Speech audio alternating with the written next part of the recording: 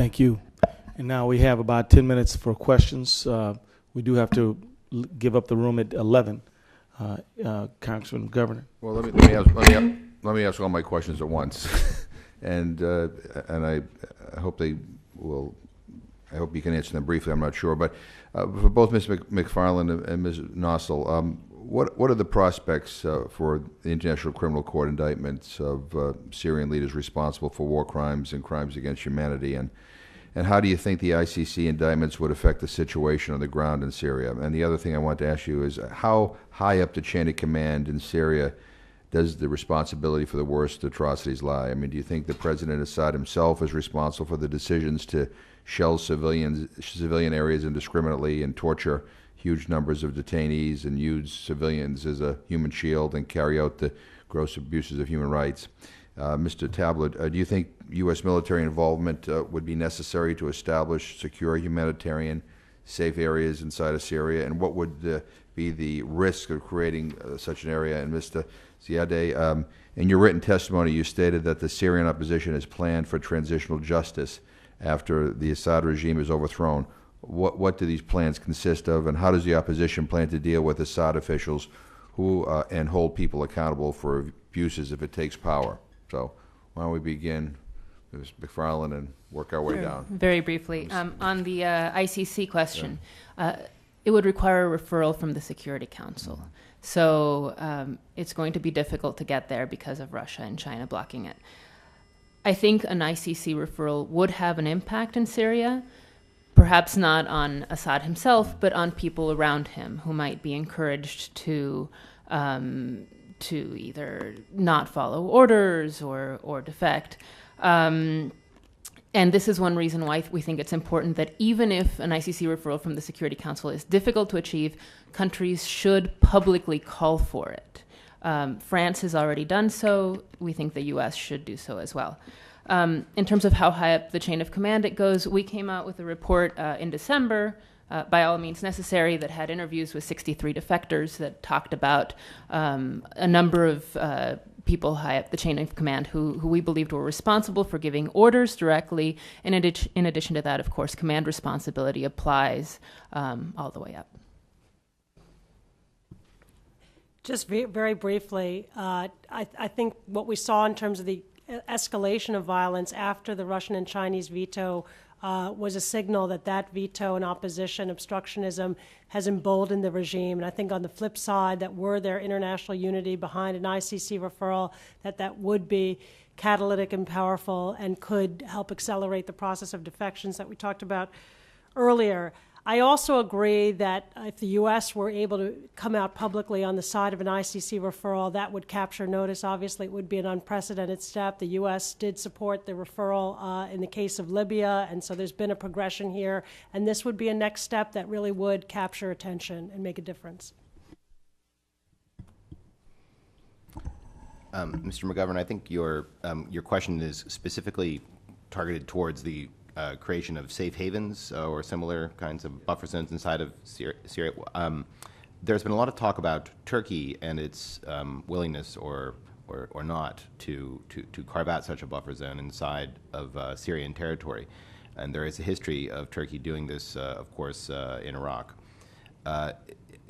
According to my understanding of the discussions about this, there are unilateral moves that Turkey can make, but ultimately, in the end, the creation of such a safe haven, they would not go in alone.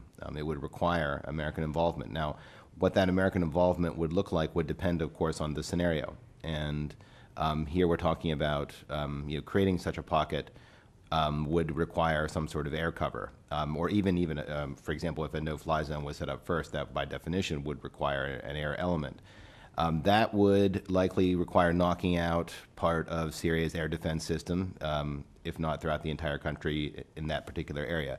I would imagine that would have to include American involvement, or in one way, shape, or form. So, yes, the U.S. military would be involved in such an operation, and there are a number of other suggestions which have been put out there by various powers, including, I think the latest one is you're seeing now the emergence of some language on humanitarian access, which is kind of a blending of a lot of conversations which were carried out by the French concerning a humanitarian corridor into Syria. That also could involve some sort of U.S. military action. But again, I think it's quite early to exactly spell that out, as we don't know what kind of scenario would set this intervention off.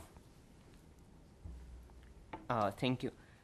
First, let me start actually by assuring condemnation of all the human rights violations, even that were conducted by armed groups affiliated to the FSA. And the FSA and the SNC both actually issued statements and stated very clearly, we are actually very cooperate with the Commission of Inquiries about all human rights violations. I just back from Geneva last week, and we met with the UN Human Rights Council and the Commission of Inquiry and the High Commission of Human Rights, and assuring that we are condemning all the human rights violations, and we are fully cooperate with any investigation about this individual human rights violations. For the ICC indictment, if you allowed me actually to comment on that, if it required Security Council referral, but there's other case actually where actually the General Assembly of the UN make an like other cases, but it's happened for establishments of the ICC can actually ask for an international court. Regarding the transitional justice issue, being expert on the transitional justice issue in other countries, we actually establishing the Truth and Reconciliation Commission on Syria, and that has 5 steps. First one, actually establishing truth-telling, because all actually who lost their sons or daughters or their beloved one, they have actually the right to know exactly who is responsible on all of these crimes and all these killings.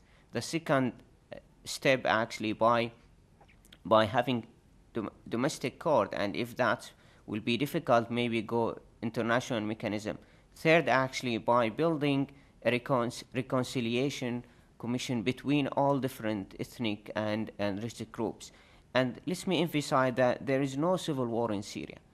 The Assad regime been repeating actually this term along with the Russian officials, not to encourage any international community.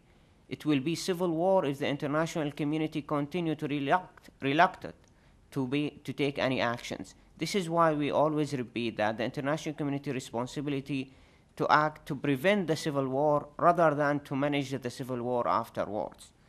And last thing, actually, for all the demands of the Syrian opposition, no one actually calling for the US troops on the ground. What we actually asking for, to have a safe zone, safe havens, to allow for humanitarian assistance, and that's required, of course, from other previous cases in Bosnia, to have a limited no-fly zone above the designated area. And this is, of course, now essential for the humanitarian assistance of the Syrian people. Thank you. We're right about at our time of 11 o'clock where they want the room back. Perhaps I could ask just a few very quick questions. One quick question is there any way to get China and Russia on board on the issue of human rights in Syria? Are they a lost cause? What do they want? What would get them to join with the international community?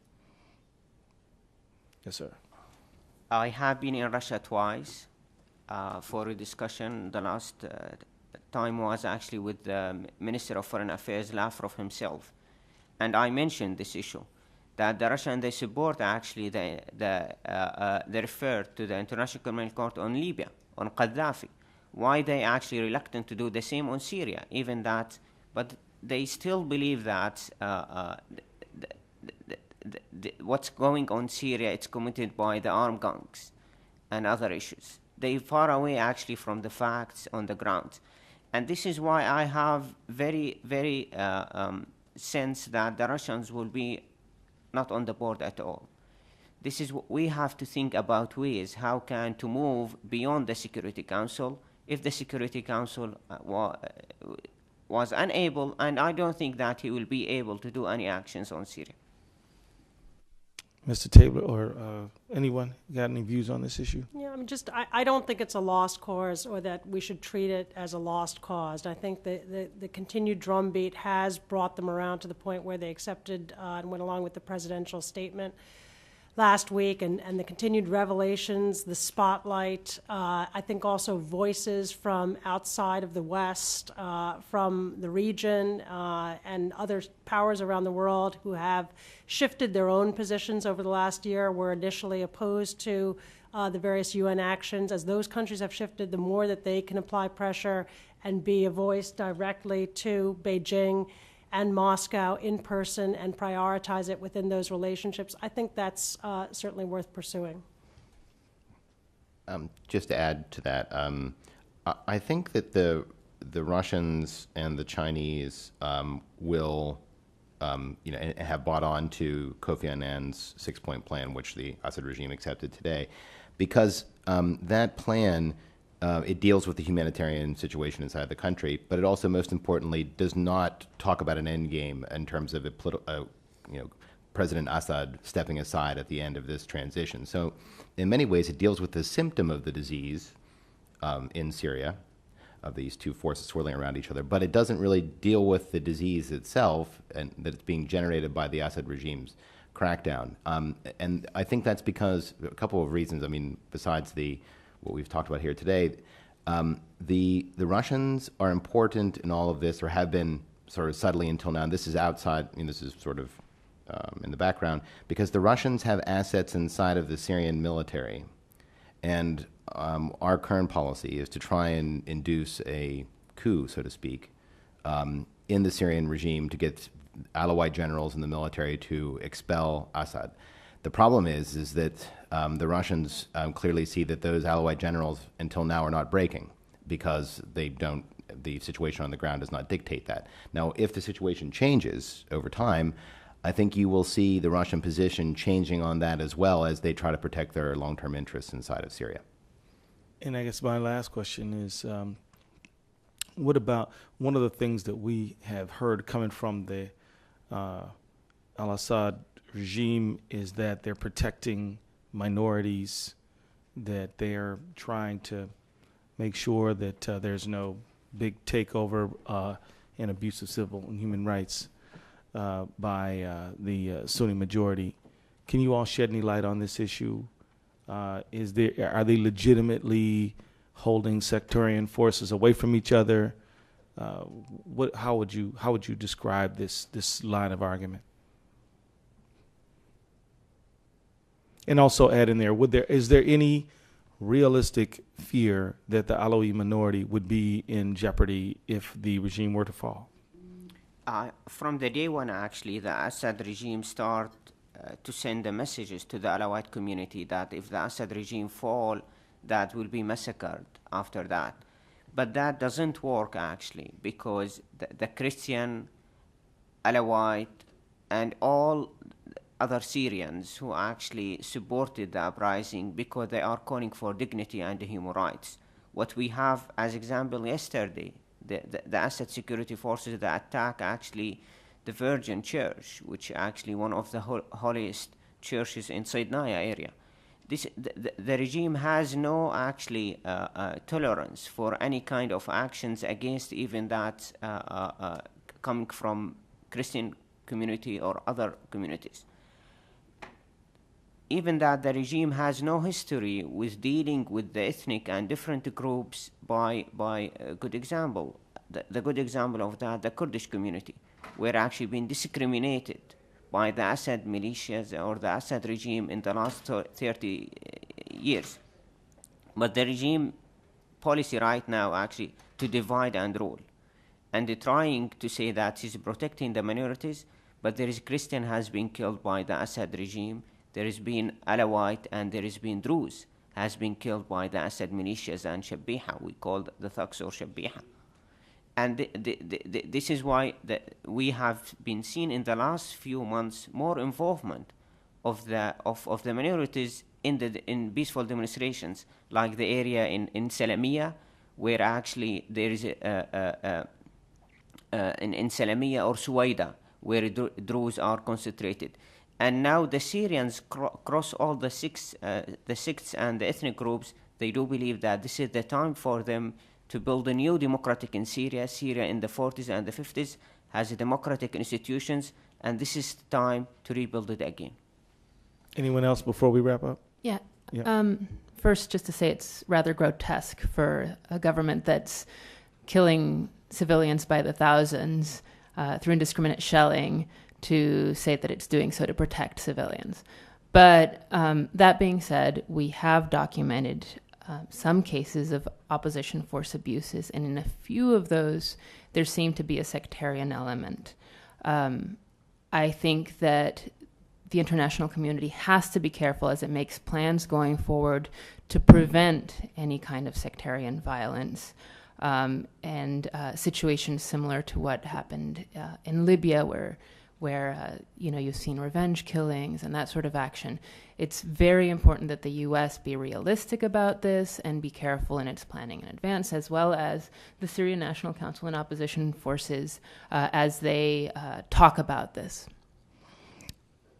If there are no further comments to be made, with the thanks of the Tom Lantos Human Rights Commission, we offer our sincere appreciation to all of you and everyone who's assembled today and everyone listening and who may view this. We will continue to work on human rights all over the world, including Syria. And with that, we'll close this hearing. Thank you.